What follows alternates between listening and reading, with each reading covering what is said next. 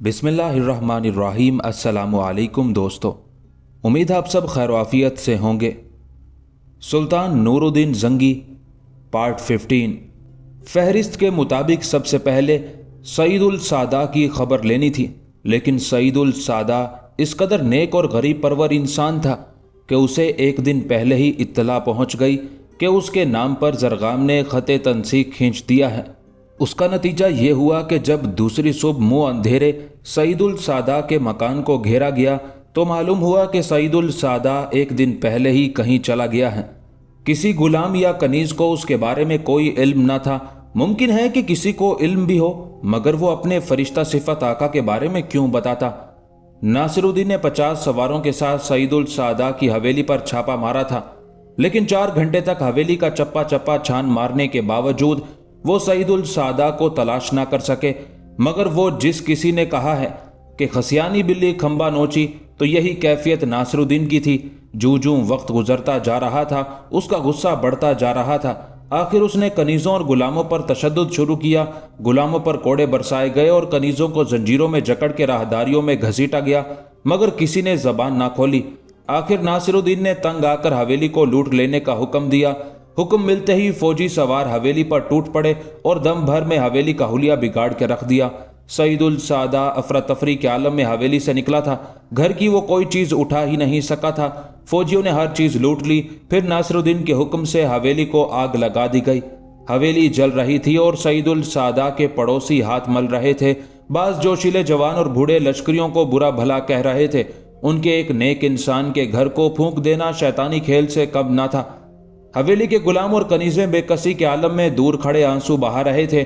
सईदुल सादा की हवेली की बर्बादी की खबर मिनटों में पूरे शहर में फैल गई। जरगाम के उस फेल से कोई भी खुश ना हुआ। अभी सईदुल सादा की हवेली की बर्बादी के चर्चे खत्म ना हुए थे कि उमराए सल्तनत पर जरगाम का कहर नाजिल हुआ। जालिम हुक्मरान के एक और जुल्म का इजहार हुआ। जरगाम के हुक्म के तहत मलिक शावर के दौर के तमाम उमरा, ख्वाह वो मलिक शावर के वफादार थे या नहीं, बिला किसी तफरीक गिरफ्तार होकर कत्ल कर दिए गए और उनकी हवेलियां लूट ली गई। उस जुल्म से लोग कांप उठे। अब कोई भी महफूज ना था। उमराए बरकिया और उनके कारिंदे जिसको चाहते घर से पकड़ ले जाते, फिर वो घर वापस ना आता। काहिरा में मौजूद तमाम उमरा और अमायदीन सल्तनत कत्ल कर दिए गए। पूरे शहर में कब्रिस्तान जैसा सन्नाटा छा गया। लोग खुद अपने कदमों की आवाज़ से भी डरने लगे। उनके मकानात दिन दिहाड़े लूट लिए जाते और अगर कोई शिकायत लेकर काजी शहर के पास जाता तो उसे वजारत माब का बागी बनाकर गिरफ्तार कर लिया जाता और वो हमेशा के लिए कैद खाने में डाल दिया जाता। 4 दिन तक असीरों की पकड़ धक्कड़ और गिरफ्तारियां होती रही।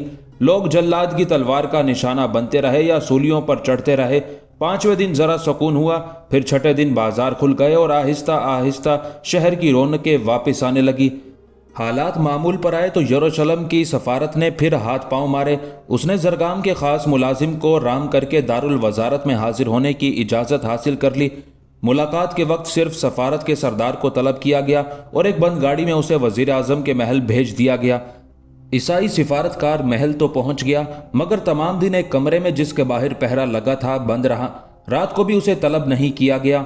उसके वावेला करने पर उससे कहा गया कि वजारत माब बहुत मसरूफ हैं, कल शायद मुलाकात हो सके। दूसरे दिन भी यही हाल रहा। रात का एक पहर गुजर जाने पर भी उसे नहीं बुलाया गया। उसके दरियाफ्त करने पर कल वाला जवाब दिया गया। इस तरह हफ्ते तक सिफारतकार दारुल वजारत जाता रहा। उसे कामयाबी ना हुई। सिफारतकार और उसके साथी इस कदर दिल बर्दाश्ता हो गए कि एक दिन वो गिरजा जाने का बहाना करके वहां से निकले तो फिर वापिस ना हुए। ताज्जुब की बात यह थी कि वजीर आजम ने भी इस सफारत के बारे में कोई सवाल ना किया। ऐसा मालूम होता था जैसे जरगाम उस सफारत से मिलना नहीं चाहता था और चाहता था कि ईसाई सफारत खुद ही वापस चली जाए। आमिर गरबी सराय से निकलकर कई दिन इधर उधर फिरता रहा। उसकी समझ में ना आ रहा था कि किधर जाए और जरताज को कहां तलाश करे। मलिक शावर के बारे में भी कोई बात वाज़ेह नहीं थी। दूसरा ये कि मलिक शावर के पास जाके भी क्या करेगा। वो तो उसके अहले खाना की देखभाल पर मामूर था। जब उसकी समझ में कुछ न आया तो उसने सईद का रुख किया। वहां उसके जानने वाले लोग और यार दोस्त भी थे। वो किसी से अपने दिल का हाल तो कह सकता था। मगर जब सईद पहुंचा तो उसे वहां के हालात देखकर और ज्यादा अफसोस हुआ। मलिक शावर वहां का साबिक गवर्नर था, इसलिए जरगाम ने एक दस्ता फौज भेजकर उसकी हवेली पर कब्जा कर लिया था। हवेली का तमाम कीमती सामान को फौजी खुद हजम कर गए। सिर्फ खानापुरी के लिए थोड़ा सामान दारुल खिलाफा काहिरा भेज दिया गया। मलिक शावर की गिरफ्तारी के सिलसिले में कुछ लोगों पर तशद्दुद भी किया गया। फिर एक हफ्ता बाद ये फौजी दस्ता नाकाम वापस हो गया। मलिक शावर की खूबसूरत हवेली के दरवाजे और खिड़कियां तक लोग उखाड़ ले गए। आमिर गरबी को सईद में दाखिल होते ही हवेली की तबाही का हाल मालूम हो गया था। जिस आदमी के घर आमिर ठहरा था उसने आमिर को मना कर दिया था कि वो दिन के वक्त हवेली के पास ना जाए, क्योंकि ये बात मशहूर थी कि जरगाम के जासूस सईद में मौजूद हैं जो मशकूक आदमियों को तलाश कर रहे हैं। आमिर गरबी दिन में तो हवेली पर नहीं गया, लेकिन रात को खुद पर काबू ना रख सका और लर्जीदा कदमों से अपने उस मस्कन को देखने चला जहां उसके प्यार ने जन्म लिया था और जिसकी दीवारों के सामने उसकी मोहब्बत परवान चढ़ी थी। हवेली की वहशतनाक हालत देखकर आमिर गरबी के आंसू निकल आए। आमिर का मेजबान उसके साथ था। आमिर ने गुलूगीर आवाज में कहा, तुमने इस हवेली की रौनक नहीं देखी? भाईजान मलिक शावर ने इसे शाही महल की तरह आरास्ता किया था। दुनिया भर के नवादिरात उन्होंने इस हवेली में लाके सजाए थे। मुझे तुम्हारी बात का यकीन है, मेजबान ने तायद की। मैंने हवेली को अंदर से नहीं देखा, लेकिन एक बार यहां आने का इत्तेफाक हुआ था और इसका बाहरी हिस्सा मैंने देखा था। वहां का सामान देखकर आंखें चुंधिया जाती थी। मैंने तुम्हारे भाईजान को भी देखा है, बड़े शरीफ आदमी हैं। उसी वक्त हवेली के खंडरात में किसी तरफ आहट हुई। मेजबान ने सरगोशी की, यहां और कोई भी मालूम होता है? हाँ, आहट मैंने भी सुनी है। आमिर ने तस्दीक की, मुमकिन है कोई जानवर हो। तुम्हारा मतलब है ये आहट कुत्ते बिल्ली की है? हाँ, ये मेरा ख्याल है। मगर कुत्ते बिल्ले यहां आके क्या करेंगे? उनके खाने की कौन सी चीज है यहां? लोग दरवाजों और खिड़कियों के पट तक उखाड़ ले गए हैं। मेजबान की बात भी माकूल थी। आमिर के मुंह से एक ठंडी सांस निकल गई। मेजबान उसकी पुश्त पर हो गया था। उसने पीछे से दामन पकड़कर आमिर को खींचा। आमिर उसके करीब हो गया। इधर देखो, सदर दरवाजे की तरफ। मेजबान ने आमिर को उधर मुखातिब किया। हर तरफ अंधेरा फैला था। करीब के मकानों से आने वाली हल्की रोशनी में इमारत के दरो दीवार भूत प्रेत की शक्लें इख्तियार किए हुए थे। सदर दरवाजे की जानिब कुछ रोशनी थी। आमिर ने गौर किया तो उसे महसूस हुआ जैसे कोई सियाह लबादे में लिपटा हुआ तेजी से जा रहा है। आमिर गौर कर रहा था कि वो किसी दीवार की आड़ में हो गया। आमिर तेजी से उधर बढ़ा, लेकिन मेजबान ने लपक कर उसका हाथ पकड़ लिया। कहां जा रहे हो आमिर? मेजबान ने घबराई आवाज निकाली। मुझे एक साया दिखाई दिया था। छोड़ दो मुझे, मालूम तो कर लूं कि वो कौन था। आमिर ने हाथ छुड़ाने की कोशिश की, लेकिन मेजबान की गिरफ्त और मजबूत हो गई। पागल हो गए हो, हवा के पीछे नहीं भागा करते, मेजबान ने समझाया। हवा नहीं, वो जरूर कोई आदमी था, आमिर ने जोर देकर कहा। चलो आदमी ही सही, लेकिन वो दुश्मन भी तो हो सकता है। हम रात को इसलिए आए हैं कि कोई हमें देख ना सके, और तुम खुद अपने आप को जाहिर करना चाहते हो। मेजबान की बात में बड़ा वजन था। उस वक्त पूरा मिस्र मलिक शावर और उसके अजीजों रिश्तेदारों का दुश्मन हो रहा था। क्या पता वो कोई जासूस हो और उन दोनों को देख के किसी को बुलाने गया हो। उस ख्याल के आते ही आमिर ने मेजबान से कहा, जल्दी से निकल चलो यहां से। क्यों, क्या हुआ? कुछ और देखा है क्या? मेजबान ने पूछा। और तो कुछ नहीं देखा, लेकिन यहां ठहरना कोई अक्लमंदी नहीं, आमिर ने चलते हुए कहा। मेरा ख्याल है कि वो जरूर कोई आदमी था और हो सकता है कि वो हमारा दुश्मन हो। मेजबान ने कोई जवाब ना दिया और दोनों खंडरात फांदते हुए बाहर निकल आए। अब उनके कदम बड़ी तेजी से उठ रहे थे। दोनों ने घर ही पहुंच के दम लिया। आमिर पर कुछ ऐसा खौफ तारी हो गया था कि 3 रोज तक उसने घर से कदम नहीं निकाला। चौथे रोज दिल ने ऐसी मलामत की कि सरे शाम ही तैयार होकर बाहर निकलने लगा, लेकिन मेजबान दोस्त ने रोका। किधर के इरादे हैं? अभी तो रात भी नहीं हुई। हवेली पर जा रहा हूं, आमिर ने बड़ी जुर्रत से कहा। मगर वहां वो साया, वो भूत, मेजबान ने डराने की कोशिश की। आमिर ने अकड़ कर कहा। वो भूत है तो मैं महाभूत हूं। आमिर ने कहने को तो कह दिया, लेकिन जिस्म में कपकपी सी पैदा हो गई। अब वो मेजबान से हवेली जाने की दरख्वास्त भी ना कर सकता था। मेजबान ने शायद उसके दिल का हाल मालूम कर लिया था। उसने मुस्कुरा के पूछा, डर लग रहा हो तो मैं भी तुम्हारे साथ चलूं? नहीं नहीं, डर कैसा, मैं बिल्कुल नहीं डरता। और आमिर कदम उठाता आगे बढ़ गया। हवेली के खंडरात पर वही पहले जैसी वीरानी तारी थी, बल्कि उसमें कुछ इजाफा हो गया था। उस दिन जब वो आया था तो खिड़की दरवाजे मिट्टी में दबे पड़े थे, मगर आज वो जगह पर ना थे। लोग मनो मिट्टी हटाकर उन्हें उठा ले गए थे। आमिर गर्बी को लोगों की लालच और बेवफाई पर रोना आ गया। उसने सोचा कि इस मोहल्ले में बहुत से ऐसे लोग होंगे जिन पर मलिक शावर ने एहसान किया होगा। ऐसे भी लोग होंगे जो मलिक शावर के सामने हाथ बांध के खड़े होते होंगे, लेकिन अब वो मलिक शावर का कफन भी उतारने पर तैयार थे। मलिक शावर ने अच्छा किया कि किसी तरफ निकल गए, वरना इस मोहल्ले के लोग उन पर पत्थर मारने से भी ना डरते। चांद की दूसरी तीसरी तारीख होगी, इसलिए चांद अपना चेहरा दिखाकर गरूब हो गया था और हर तरफ तारीकी फैल गई थी। आमिर अंधेरे में ठोकरें खाता उस दरवाजे को ढूंढ रहा था जिसके पीछे वो साया छुप गया था, जो आमिर के मुताबिक उसे देख के भागा था। आमिर बहुत देर तक यूं ही भटकता रहा, लेकिन उस जगह तक नहीं पहुंच सका। आखिर वो थक हार कर एक दीवार के सहारे खड़ा हो गया और अंधेरे में आंखें संभाल संभाल के देखने लगा। उसे एक साया दिखाई दिया जो उधर आ रहा था। आमिर अपने खौफ को जहन से झटक चुका था, इसलिए वो बिल्कुल खौफजदा ना हुआ और मुदाफाती अंदाज में तन के खड़ा हो गया। साया बिल्कुल करीब आ गया, इतना करीब कि आमिर गर्बी एक कदम बढ़ के उसे पकड़ सकता था, लेकिन आमिर ने दिल पर काबू रखा। फिर साया उसके बिलमुकाबिल आके खड़ा हो गया और एक लहराता हुआ हाथ आमिर की तरफ बढ़ा, जैसे आमिर को पकड़ना चाहता हो। आमिर की अपनी जगह से हरकत करते ही एक हल्की सी चीख बुलंद हुई, फिर हर तरफ खामोशी तारी हो गई। आमिर ने फौरन समझ लिया कि यह आवाज किसी औरत ही की हो सकती है। उसने जी कड़ा करके कहा, कौन हो तुम? साये ने कोई जवाब ना दिया तो आमिर ने फिर हिम्मत करके कहा कि तुम जरूर कोई औरत हो, मुझसे खौफ ना खाओ, बताओ मैं तुम्हारी क्या मदद कर सकता हूं। साये में एकदम हरकत हुई और किसी ने लरजती आवाज में कहा, क्या तुम आमिर हो? जरताज, जवाब में आमिर की जबान से एकदम निकल गया। आमिर और जरताज दोनों ने एक दूसरे को पहचान लिया था। जरताज ने कहा, तुम यहां तक कैसे पहुंचे आमिर? आमिर ने जवाब दिया, यहां खड़े होकर बातें करना खतरे से खाली नहीं। तुम कहां जा रही हो? क्या मैं तुम्हारे साथ चल सकता हूं? नहीं आमिर, तुम मेरे साथ नहीं जा सकते। जरताज ने इनकार किया। जहां मैं ठहरी हूं वो जगह और ज्यादा खतरनाक है। जरगाम के जासूस हर वक्त घूमते रहते हैं, इधर कोई नहीं आएगा। 4 दिन पहले मैं यहां आया था तो मुझे यहां एक साया दिखाई दिया था। जरताज ने उसकी बात काट दी। वो साया नहीं बल्कि मामू जान का गाड़ी बांध था। उसी के घर हम लोग छुपे हुए हैं। नेकदिल सईदुल सादा ने हमें अपने किसी दोस्त के घर भिजवाया था, लेकिन हम रास्ते ही में थे कि जरगाम ने दारुल वजारत पर कब्जा कर लिया और सरहदें बंद हो गई। हम बड़ी मुश्किल से अपनी जान बचा सके। किसी और तरफ जाने की बजाय हम सईद आ गए। सईद में मालूम हुआ कि हमारी हवेली को लूट के बर्बाद कर दिया गया है। फिर हम मामू जान के कोचबान के घर आ गए। उसने हम लोगों को बड़े आराम से रखा है। वो और उसका खानदान एक बड़े इहाते में रहते हैं। 2 बार मुखबरी हुई कि इहाते में मलिक शावर के रिश्तेदार छुपे हैं, लेकिन कोचवान ने हमें हर बार बचा लिया। अब हमें किसी किस्म का खतरा नहीं है। तुम सुनाओ आमिर, मामू जान का कोई पता चला? नहीं जरताज, अब तक कोई सही बात नहीं मालूम हो सकी। ख्याल यही है कि वो मिस्र से निकल गए हैं, आमिर ने बड़े दुख से बताया। खुदा करे ऐसा ही हो।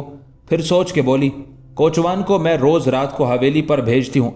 मेरा दिल कहता था कि तुम हम लोगों को ढूंढते हुए हवेली पर जरूर आओगे। 4 दिन पहले जब कोचवान हवेली के खंडरात में दाखिल हुआ तो उसे वहां 2 आदमियों के बातें करने की आवाज सुनाई दी। वो खौफ खाकर भाग आया। उसने जब मुझे बताया तो मेरे दिल से फौरन आवाज आई कि हवेली में तुम आए होगे। बस उस दिन से मैं हवेली के चक्कर लगा रही हूं। खुदा का शुक्र है कि आज तुम मिल गए। अब क्या इरादा है तुम्हारा? आमिर ने पूछा। किस बारे में? यही कि अब कहां रहोगी? यहीं कयाम करोगी या मैं कहीं और ले जाने की कोशिश करूं? आमिर गर्बी ने अफसुर्दगी से जवाब दिया। मैं तुम्हारे साथ हर वक्त चलने को तैयार हूं, जरताज ने कहा, लेकिन इन हालात में जबकि मामू जान का कोई पता नहीं, तुम हमें कहां ले जाओगे? कोई ठिकाना है तुम्हारे पास? मैं तो अभी तक दर बदर हूं, जरताज ने उसे समझाया। खुदा से दुआ करो कि हालात दुरुस्त हो जाएं, हमारी तरफ से बिल्कुल बेफिक्र रहो। ये कहकर जरताज जाने के लिए तैयार हो गई। अब मुझे इजाजत दो, सब लोग परेशान हो रहे हैं। अच्छा, खुदा हाफिज, आमिर ने भर्राई हुई आवाज में कहा। अब कब मुलाकात होगी? तुम यहां कब तक ठहरोगे? जरताज ने पूछा। शायद मैं कल ही चला जाऊं। तुम लोगों की खैरियत मालूम करना थी, वो मकसद तो पूरा हो गया। मैं तुम्हें रोकूंगी नहीं। जरताज की आवाज़ भी रुंध गई थी। मामू जान का पता लगाने की कोशिश करो। जब तक उनका पता नहीं चलता हम लोग इसी जगह रहेंगे। इस इहाते का नाम फातमी इहाता है। जरताज ठोकरें खाती और गिरती पड़ती खंडरात से निकल गई। आमिर बहुत देर तक वहीं बैठा ख्यालात में खोया रहा। उसे उस इत्तेफाक पर बड़ी हैरत हो रही थी। सच है कि अल्लाह बड़ा कारसाज है। वो काम बनाना चाहे तो उसके असबाब खुद पैदा कर देता है। आमिर घर पहुंचा तो अपने मेज़बान को बहुत बेचैन पाया, लेकिन जब आमिर ने आज की मुहिम की तफसील बयान की तो वो खिल उठा। एक बात मैंने तुमसे छुपाए रखी थी, अब जी चाहा है कि बयान कर दूं। हालांकि मैं जानता हूं कि मेरे बयान से तुम्हारी नज़रों में मेरी वुक्कत कम हो जाएगी। मैं तुम्हारा एहसानमंद हूं दोस्त, आमिर आजिज़ी से बोला। मैं सोचता हूं कि अगर तुम मुझे ना मिलते तो मैं यहाँ किस तरह ठहरता और अपने अजीज़ों से कैसे मिल पाता। खैर इसे छोड़ो आमिर, मेज़बान दोस्त ने कहा। मैं तुम्हें यह बताते हुए शर्मिंदगी महसूस कर रहा हूं कि मैंने तुम्हारी हवेली बर्बाद होते देखी और चुपचाप खड़ा देखता रहा। मेरा तो खैर तुमसे क्या, वजीर आज़म मलिक शावर से बराह रास्त कोई ताल्लुक नहीं था, फिर भी हवेली बर्बाद होते देखकर मेरा दिल खून के आंसू रो रहा था। लेकिन मैंने उन लोगों को देखा है जो मलिक शावर की गवर्नरी के ज़माने में उनके ख़ास दोस्त थे, और जब उन्होंने काहिरा का कस्द किया तो उन लोगों ने उन्हें इस तरह रुखसत किया जैसे वो किसी ख़ास अजीज़ को रुखसत कर रहे हों। लेकिन जो ही वज़ीर आज़म के काहिरा में हालात बिगड़े, उसकी खबर सईद पहुंची, उन लोगों ने उसी वक्त हवेली पर हमला कर दिया और जो जिसके हाथ लगा वो ले भागा।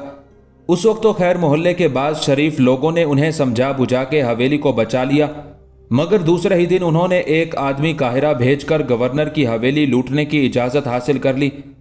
मेज़बान दोस्त ने सांस लेकर फिर कहना शुरू किया। दारुल खिलाफा काहिरा ने हवेली लूटने की इजाज़त के साथ एक दस्ता फौज भी भेज दी ताकि अगर कोई मुज़ाहमत करे तो उसको सज़ा दी जा सके। मेरे कहने का मकसद ये है कि इस हवेली को हुकूमत के लश्करियों ने कम और अहले मोहल्ला ने ज़्यादा तबाह बर्बाद किया है।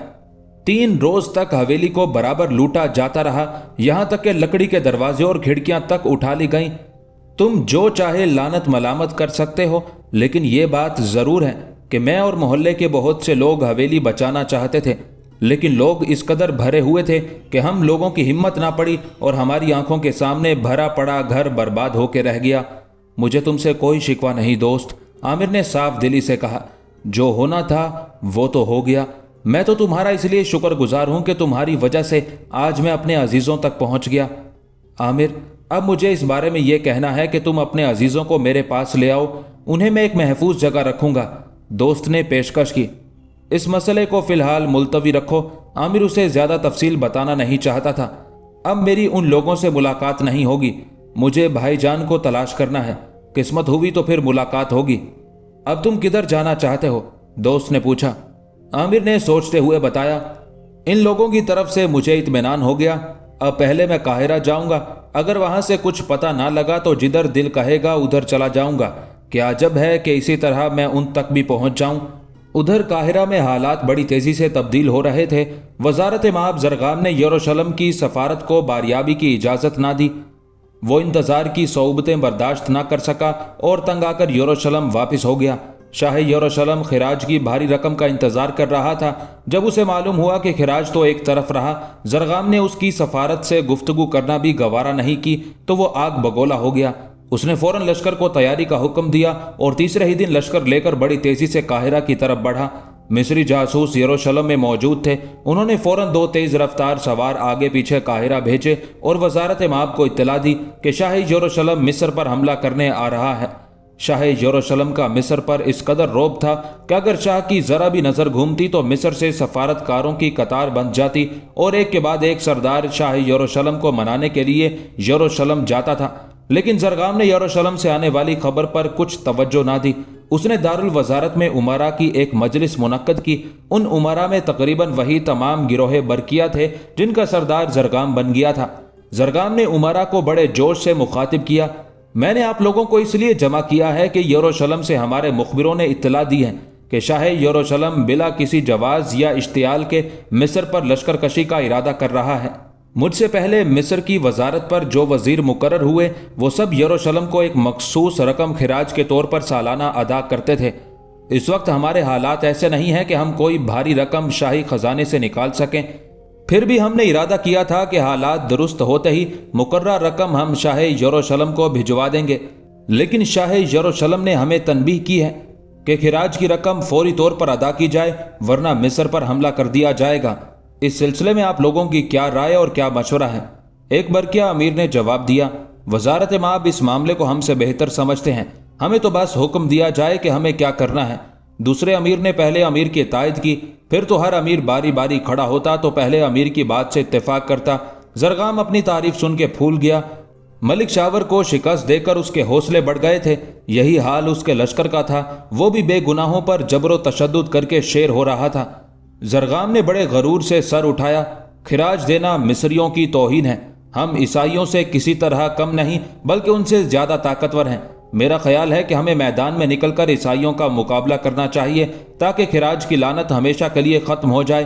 مشہور ہے کہ جنگ کے لیے جوش سے زیادہ ہوش کی ضرورت ہوتی ہے، لیکن مصریوں میں نہ تو جوش تھا اور نہ ہوش، وہ تو صرف زرغام کو خوش کرنا چاہتے تھے، اس لیے ہر طرف آوازیں بلند ہوئی، ہم مسلمان ہیں، عیسائیوں سے بہتر قوم ہیں، ہم خراج نہیں دیں گے، ہم عیسائیوں سے لڑیں گے اور ان کا میدان میں مقابلہ کریں گے، ہم عیسائیوں کو سبق سکھائیں گے۔ زرغام کبر و نخوت کا مجسمہ بنا ہوا تھا، اس کے ساتھی امیر بھی اس کی طرح کے تھے۔ چنانچہ طے یہ ہوا کہ فوجیں قاہرہ سے آگے بڑھ کر بلبیس میں مورچہ جمایا جائے تاکہ عیسائی مصری حدود میں داخل ہی نہ ہو سکیں۔ زرغام نے فوجوں کی کمان اپنے دونوں بھائیوں ناصر الدین اور فخر الدین کے سپرد کی اور لشکر کو کوچ کا حکم دیا۔ ناصر الدین نے سوچا تھا کہ بلبیس پہنچ کے کچھ دن آرام کریں گے پھر واپس آ جائیں گے۔ یہ بات اس کے دماغ میں اس لیے آئی تھی کہ زرغام نے اسے چلتے وقت بتایا تھا کہ یروشلم کے لشکر سے مقابلے کا کوئی امکان نہیں، کیونکہ شاہ یروشلم ابھی تک ارادہ ہی باندھ رہا ہے، اس کا لشکر ابھی مصر کی طرف ایک قدم بھی نہیں بڑھا۔